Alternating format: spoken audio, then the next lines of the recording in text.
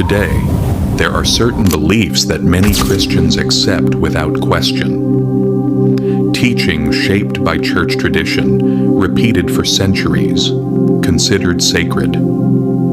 But history asks us a question. Did the first Christians really believe these things? Or are we facing a belief system that changed, evolved, and became institutionalized over time? Today we set aside our emotional attachments and embark on a historical journey. Are you ready? And we pursue this question. What did the first disciples and the first Christians believe? 1. The Trinity question. Today at the center of Christianity stands the doctrine of the Trinity, the Father, the Son, and the Holy Spirit. 3 in 1. But let me ask you this.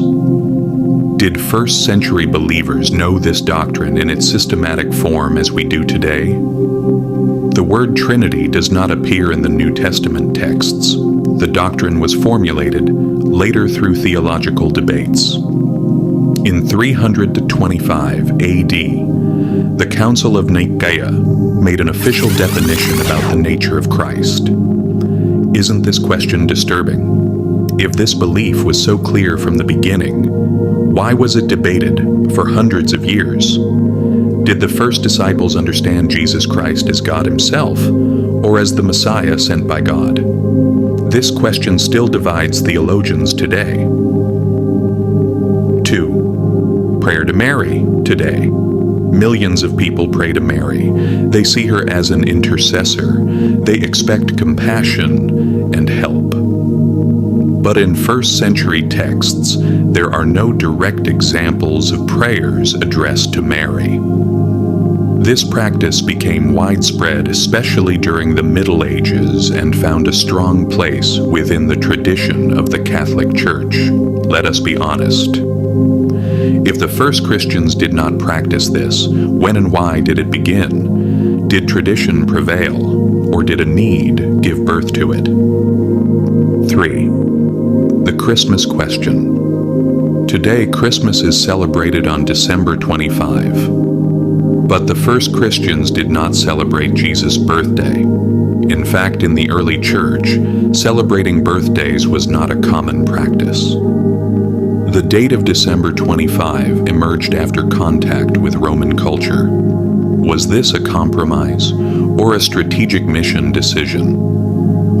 For the first believers, what mattered most was not the birth, but the resurrection. Today, the birth celebration is more popular than the resurrection. What does this shift tell us? 4. The cross symbol. Today, the most recognizable and powerful symbol of Christianity is the cross. But in the first century, believers commonly used the fish symbol.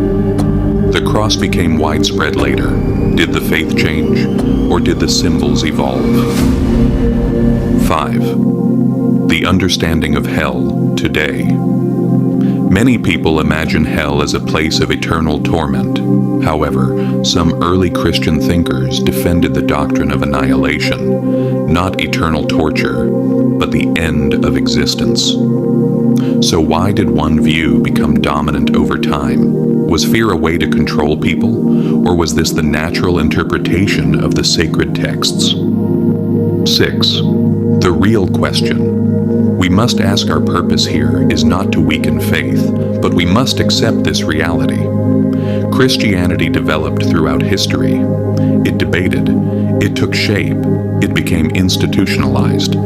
So today, is what we believe exactly the same as what the first disciples believed, or is it a systematized version formed over time? Maybe the real question is this: are we loyal to tradition or to the first witnesses?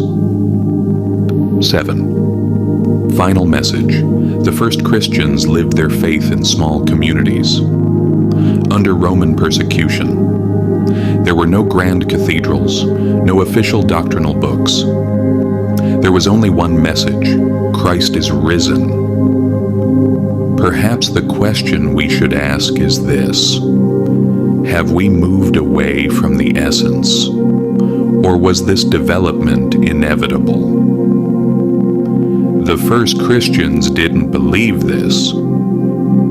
So what do we believe today?